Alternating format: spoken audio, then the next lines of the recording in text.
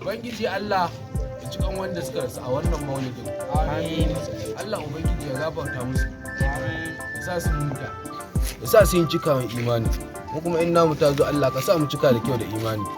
Wannan masifan da ya sauka, ya Allah Ubangiji in dai lalura ce, Allah Ubangiji ka sa su gane. Ko ba lalura ba ne, ya Allah ka juyar da abin ya koma ya zuwa gare su.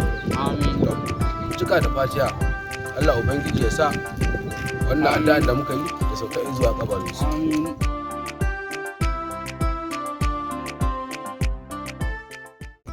اللهم صل على محمد وعلى ال محمد كما صليت ورحمت وبارك على محمد وعلى ال محمد كما باركت على ابراهيم وعلى ال ابراهيم في العالمين انك حميد مجيد. ربنا اتنا في الدنيا حسنه وفي الاخره حسنه وقنا عذاب النار. ربنا اتنا في الدنيا حسنه سبحان ربك رب العزه عما يصفون والسلام على المرسلين والحمد لله رب العالمين. Malam tso a cika mana taro da zama da ko? To, wanda suka rasu Allah ya ji kansu. Amin. Allah ya gafarta musu. Amin. Su kuma wanda suka wannan abu Allah ya sa su gane kuskure su. Amin. Su dan kuma ba kuskure bane. Allah ya juya akala abin gare su. Amin. Amin dai.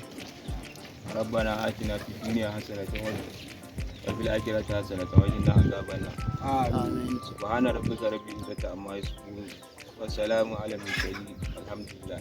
Amin.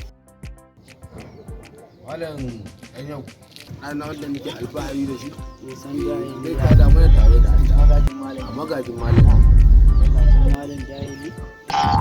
To, Allahumma inni a'udhu bika min al-khubuthi wal kaba'ir. Malam dama dan naka jahili ne.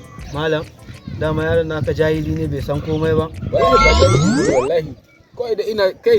Ana addu'a shiga bayi ce.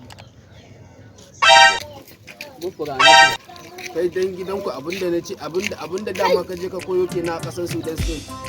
Haka Sudan dama ya koya ma. Amma an